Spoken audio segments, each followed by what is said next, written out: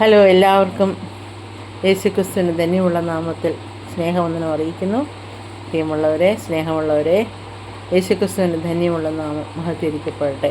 ഇനി ഞാൻ നിങ്ങളോട് സംസാരിക്കാനായിട്ട് ആഗ്രഹിക്കുന്നത് യാക്കോബിൻ്റെ ലേഖനത്തിലെ 2-ാം അധ്യായത്തിൽ 26-ാമത്തെ വാക്യമാണ്.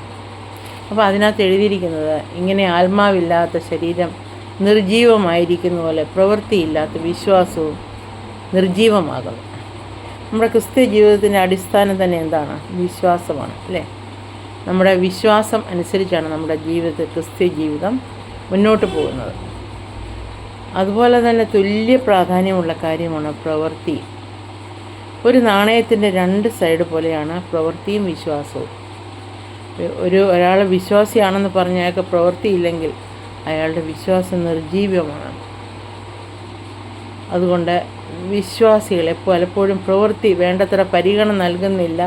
വിശ്വാസി ആണെന്ന് അഭിമാനിക്കുമ്പോഴും യാതൊരു പ്രവൃത്തികളിൽ ഏർപ്പെടാതെ സമയം നഷ്ടമാക്കി നിർജീവാവസ്ഥയിൽ കഴിയുന്നവരാണ് പല വിശ്വാസികളും നമ്മുടെ കൂട്ടത്തിലുള്ളത്. അതുപോലെ യാക്കോബിൻ്റെ ലേഖനത്തിൽ പ്രവൃത്തിയുടെയും വിശ്വാസത്തെയും തുല്യമായ പ്രാധാന്യത്തോടുകൂടി കരുതേണ്ടതിൻ്റെ അനിവാര്യതയും പ്രവൃത്തിയില്ലെങ്കിൽ വിശ്വാസം നിർജീവമാണെന്ന് സ്ഥാപിക്കുന്നത് കാണാം. യാക്കോബിൻ്റെ അധ്യായം 3-ാം അധ്യായത്തിൽ 14 തൊട്ട് 26 വരെയുള്ള വാക്യങ്ങളാണ് നമുക്കത് കാണാൻ പറ്റുന്നത്. നമ്മുടെ വിശ്വാസം പ്രവൃത്തിയിൽ കൂടി വെളിപ്പെടുത്തി ഫലപ്രദമാകുന്നതിനുള്ള അനേക മാർഗങ്ങളുണ്ട്. ദൈവസ്നേഹത്താൽ അടിയുറച്ച് സകല മനുഷ്യരെയും സമഭേദപ്പെടുത്തി കർമ്മനിരതരാകുകയും ചെയ്യുമ്പോൾ നമ്മുടെ വിശ്വാസം സമൂഹത്തിന് അംഗീകാരമുണ്ടാകുകയും നമുക്ക് തന്നെ ജീവനും ഫലപ്രവൃത്തിക്കും അർഹത നേടുകയും ചെയ്യും.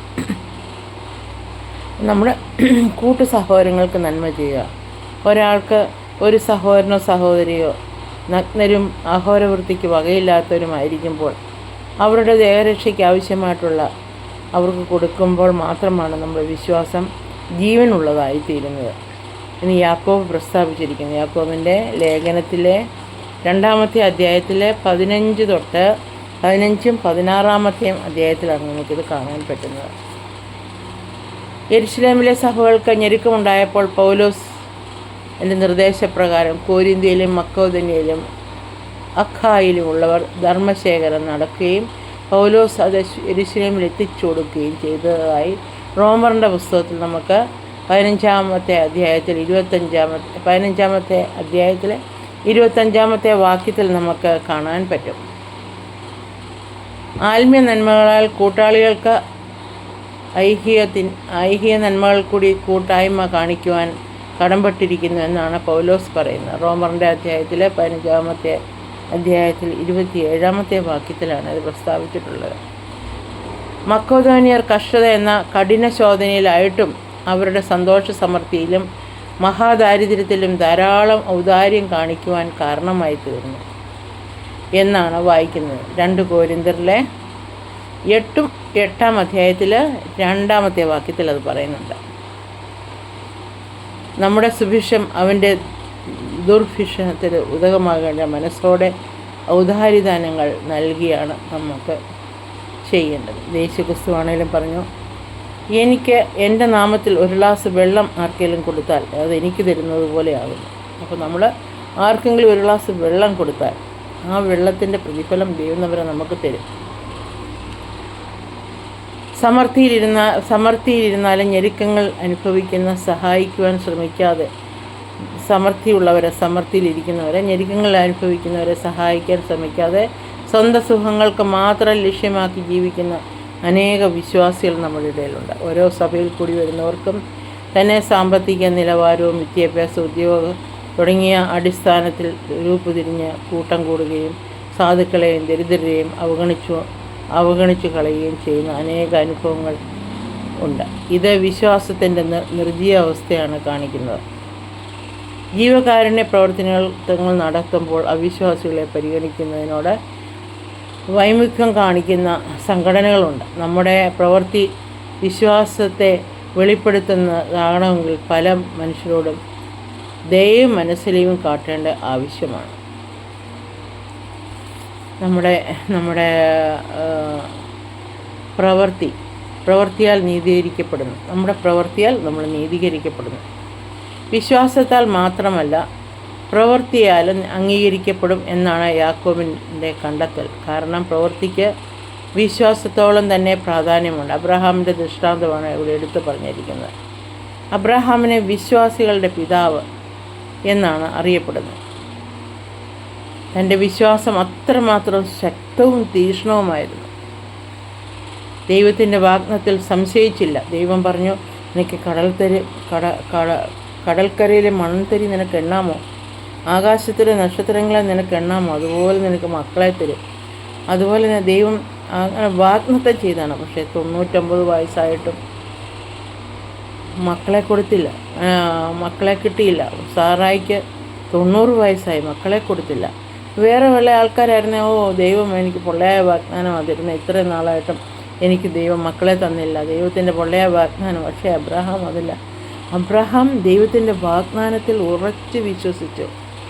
ദൈവം തരും, ദൈവത്തിൻ്റെ വാഗ്ദാനത്തിൽ അടിയുറച്ച് വിശ്വസിച്ചു. അതാണ് അബ്രഹാമിനെ വിശ്വാസികളുടെ പിതാവെന്ന് പറയുന്നത്. വിശ്വാസികളുടെ പിതാവെന്ന് പറഞ്ഞാൽ ഇതുപോലെ വിശ്വാസത്തിൽ വളർന്ന വേറൊരാളിനെ നമ്മൾ കണ്ടിട്ടില്ല. അതുപോലെ ദൈവത്തിൻ്റെ വാഗ്ദാനത്തിൽ സംശയിക്കാതെ വിശ്വസിക്കുകയും ഉറയ്ക്കുകയും ചെയ്ത അബ്രഹാമിനെ നീതിയായി കണക്കിട്ടുവെങ്കിൽ അവൻ്റെ പ്രവൃത്തിയും നീതിയും കാരണം പ്രാപിക്കുന്നതിന് മുഖാന്തരമായി ഇസഹാക്കിനെ യാഗമർപ്പിക്കണമെന്ന് ദൈവത്തിന് നിർദ്ദേശം ലഭിച്ചപ്പോൾ അബ്രഹാം വെറുതെ ഇരുന്നു പ്രാർത്ഥിക്കുകയല്ല ചെയ്ത്. വേറെ ഒരാളായിരുന്നില്ല അബ്രഹാമിനോട് പറയുക, വേറൊരാളോട് പറയുക, നിനക്ക് 99 വയസ്സിൽ നിനക്കൊരു മകനെ കിട്ടി, അപ്പോൾ നീ അതിനെ യാഗമർപ്പിക്കുകയെന്ന് പറഞ്ഞാൽ വേറെ ആയിരുന്നാലും ദൈവത്തോട് കുത്തി പ്രാർത്ഥിക്കും, ദൈവമേ അത് ചെയ്യരുതേ, എനിക്ക് അത് മാറ്റിത്തരണമേ, എനിക്ക് എൻ്റെ കുഞ്ഞിനെ അങ്ങനെ പ്രാർത്ഥിച്ചായിരുന്നു. പക്ഷേ അബ്രഹാം ഓൺ ദ സ്പോട്ടിൽ തന്നെ ദൈവം പറഞ്ഞ അനുസരിച്ച് ഇസഹാക്കിനെ കൊണ്ടുപോയി ബലിയർപ്പിക്കാനായിട്ട് മോറിയ മലയിലേക്ക് പോയി എന്നാണ് നമ്മളെ മകൻ ചോദിച്ചു, അപ്പോൾ ആട്ടിൻകുട്ടി എവിടെ? അത് ദൈവം കരുതിക്കോളും മോനെ എന്ന് പറഞ്ഞ് അവനെ ബലിപീഠത്തിൽ കെട്ടി അവനെ കഴുത്തറക്കാനായിട്ട് പോയപ്പോഴാണ്, അബ്രഹാമേ നീ ഇസഹാക്കിൻ്റെ മേൽ കൈവയ്ക്കരുതേ എന്ന് പറഞ്ഞു. അപ്പോൾ അത്രയ്ക്കാണ് അബ്രഹാമിൻ്റെ വിശ്വാസവും. അബ്രഹാം ദൈവം പറഞ്ഞ എല്ലാ കാര്യങ്ങളും അതുപോലെ ചെയ്തു. അങ്ങനെയുള്ള ഒരു അബ്രഹാമിൽ ദൈവം പ്രസാദിച്ചു. അവൻ്റെ പ്രവൃത്തിയോടുള്ള വിശ്വാസം വ്യാപരിക്കുകയും പ്രവൃത്തിയിൽ വിശ്വാസം പൂർണ്ണമാകുകയും ചെയ്തപ്പോഴാണ് അവൻ ദൈവത്തിൻ്റെ സ്നേഹിതനെന്ന പേര് ലഭിച്ചു. യാക്കോബിൻ്റെ സുവിശേഷത്തിലെ 2-ാം അധ്യായത്തിൽ 22-23 വാക്യങ്ങൾ നമുക്കത് കാണാം. നമ്മുടെ വിശ്വാസം പൂർണ്ണമാകുവാൻ പ്രവൃത്തി അനിവാര്യമാണ് എന്ന് ഇവിടെ തെളിയിക്കപ്പെട്ടിരിക്കുന്നു. നിസ്സാര കാര്യങ്ങൾ ചെയ്യുവാൻ സന്നദ്ധരാകുമെങ്കിലും പലതും വലിയ കാര്യങ്ങൾ കണ്ടില്ലെന്ന് നടിക്കുകയും ചെയ്യും. ദൈവം എന്ത് പറഞ്ഞാലും ചെയ്യാനുള്ള സന്നദ്ധതയാണ് നമുക്ക് വേണ്ടത്. അത് വളരെ പ്രയാസകരമായതോ ചിലവേറിയതോ ആയിരുന്നാലും ചെയ്യണം. അങ്ങനെയുള്ള വിശ്വാസം പ്രവൃത്തിയിലൂടെ നമുക്ക് പൂർണ്ണമാകും. അപ്പോൾ വിശ്വസിച്ച മറിയയും മാർത്തയും വിശുദ്ധ ലൂക്കോസിൻ്റെ സുവിശേഷത്തിൽ 10-ാമത്തെ അധ്യായത്തിൽ 37 തൊട്ട് 42 വരെയുള്ള അധ്യായത്തിൽ നമുക്കിത് കാണിക്കാൻ പറ്റും. യേശുവിൻ്റെ പരസ്യ ശുശ്രൂഷ കാലത്ത് തന്നോട് കർത്താവിന് ഏറ്റവും പ്രിയപ്പെട്ട ഒരു കുടുംബമായിരുന്നു മാർത്ത, മറിയ, ലാസറിൻ്റെ കുടുംബം. ഈ സഹോദരികൾ സുവിശേഷങ്ങൾ ഒന്നിലധികം തവണ നമ്മുടെ പരാമർശിച്ചിട്ടുണ്ട്. യേശുവിന് ഏറ്റവും പ്രിയപ്പെട്ട ഒരു കുടുംബമായിരുന്നു, സഹോദരിയായിരുന്നു. ബഥാനിയ എന്ന ഗ്രാമം വളരെ പ്രസിദ്ധമായത് ഇവർ നിമിത്തമാണ്. എന്നാൽ ഇവരെക്കുറിച്ച് പ്രസ്താവിക്കുമ്പോഴെല്ലാം മാർത്തയെ ലോകസ്നേഹിതയായിട്ടും മറിയെ ദൈവഭക്തിയായി ചിത്രീകരിക്കുകയാണ് പതിവ്. ഈ സഹോദരിമാർ ഇരുവരും യേശുവിനെ സ്നേഹിക്കുകയും അവന് ശുശ്രൂഷ ചെയ്യുകയും വചനം പഠിക്കുകയും യേശുവിൻ്റെ ദൈവത്തിൽ വിശ്വസിക്കുകയും ചെയ്തിരുന്നു. അപ്പോൾ മറിയ ആത്മീയ വിഷയങ്ങൾ മാത്രം ശ്രദ്ധ പതിപ്പിച്ച് മാറ്റുകയാൽ ചിന്തയുമില്ലാതെ യേശുവിനോടൊപ്പം സമയം ചെലവഴിച്ചപ്പോൾ മാർത്തയ്ക്ക് കർത്താവിനെ ശിഷ്യന്മാർക്കും ആഹാരം തയ്യാറാക്കുന്നതിനുള്ള ഒരു ബദ്ധപ്പാടായിരുന്നു മാർത്തയ്ക്കുണ്ടായിരുന്നത്. മാർത്ത ആതിഥ്യ മര്യാദയും ശുശ്രൂഷ സന്നദ്ധതയും ശ്രദ്ധേയമാണ്. യേശുവിനെ വീട്ടിൽ കൈക്കൊണ്ട മാർത്തയാണ് യേശുവിനെ ശിഷ്യന്മാർക്ക് ശുശ്രൂഷ ചെയ്യുന്ന ജോലിഭാരവും അവൾ തനിയെ വഹിക്കേണ്ടി വന്നു. തൻ്റെ സഹോദരിയായ ജോലിയിൽ സഹായിക്കും എന്ന പ്രതീക്ഷയോടെയായിരിക്കാം അവൾ അതൊക്കെ ചെയ്ത്. എന്നാൽ അതിൽ സൽക്കാരത്തിൽ നിന്ന് മുതിർന്നത്. എന്നാൽ മറിയ ഒന്നും ഗവനിക്കാതെ കർത്താവിൻ്റെ കാൽ കീഴിലിരുന്ന് വചനം ശ്രദ്ധിക്കുകയായിരുന്നു ചെയ്തിരുന്നത്.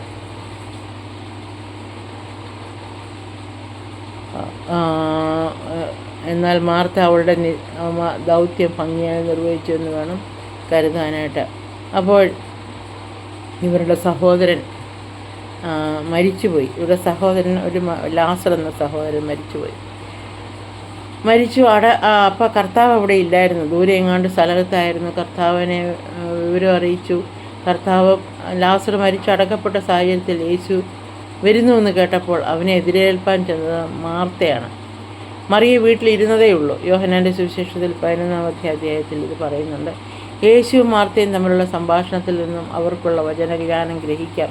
പുനരുത്ഥാനം, യേശുവിലുള്ള വിശ്വാസം, ദൈവപുത്രനായ ക്രിസ്തുവാണെന്നുള്ള പ്രഖ്യാപനം, ഇവയെല്ലാം അവളുടെ അറിവ് വെളിപ്പെടുത്തുന്നു. വീട്ടിലെ ജോലി കൃത്യമായി ചെയ്തതിനോടൊപ്പം അവൾ വചന പഠനത്തിന് സമയം കണ്ടെത്തിയിരുന്നു. കർത്താവ് ലാസറിനെ 3 ദിവസം കഴിഞ്ഞാണ് കർത്താവ് വന്നപ്പോൾ എന്നാൽ അവർക്ക് വിശ്വാസം ഉണ്ടായിരുന്നു. കർത്താവ് അവനെ എന്ത് പറഞ്ഞാലും അത് ദൈവം കേൾക്കും, അവൻ ഉയർത്തെഴുന്നേൽക്കാൻ പറ്റും എന്നുള്ള വിശ്വാസം ഉണ്ടായിരുന്നു അവർക്ക്. അതുകൊണ്ടാണ് നാറ്റം വെച്ച് തുടങ്ങിയ ലാസറിൻ്റെ ശരീരം വെളിയിൽ കൊണ്ടുവന്ന് അവന് ജീവൻ പ്രാപിച്ചു.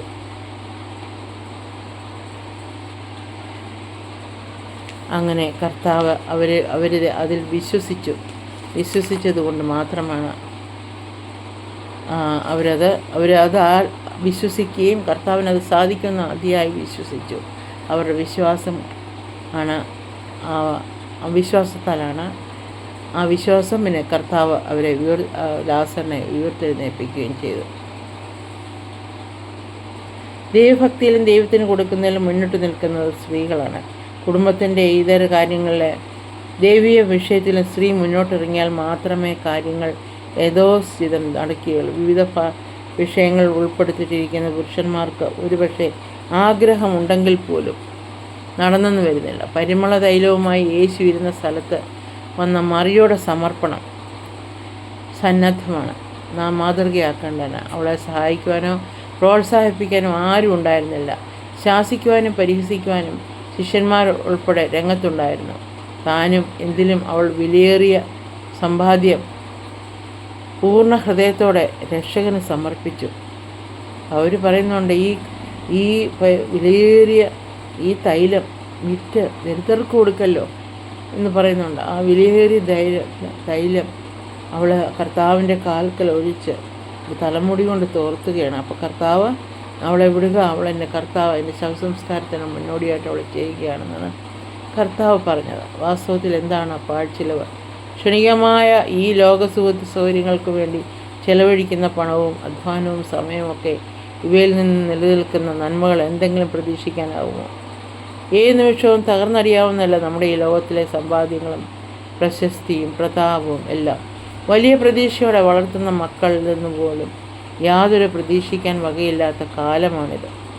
യഥാർത്ഥ ദൈവിക ദർശനം പ്രവചിച്ചവർക്ക് മാത്രമേ യാഥാർത്ഥ്യം മനസ്സിലാവുകയുള്ളൂ. നമ്മുടെ ദൈവനാമത്തിൽ ചെലവഴിച്ച പണം, സമയം, കഴിവുകൾ, വിദ്യാഭ്യാസം, അവസരങ്ങൾ ആദ്യമായി പാഴായിപ്പോയി എന്ന് തോന്നിയിട്ടുണ്ടോ? അഥവാ ആ നിലയിലുള്ള പല പ്രവൃത്തികളും പാഴ്വേലകളാണെന്ന് കുടുംബങ്ങളോ സ്നേഹിതന്മാരോ അറിഞ്ഞിട്ടുണ്ടോ എന്ന ബോധ്യമുണ്ടാകണം.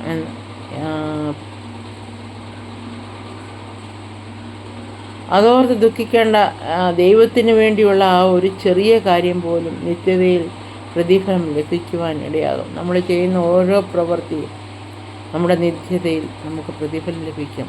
ഞാൻ പറഞ്ഞതുപോലെ ഒരു ഗ്ലാസ് വെള്ളം ആർക്കെങ്കിലും കൊടുത്താലും അതിൻ്റെ പ്രതിഫലം നമുക്ക് ലഭിക്കാതെ പോവുകയില്ല.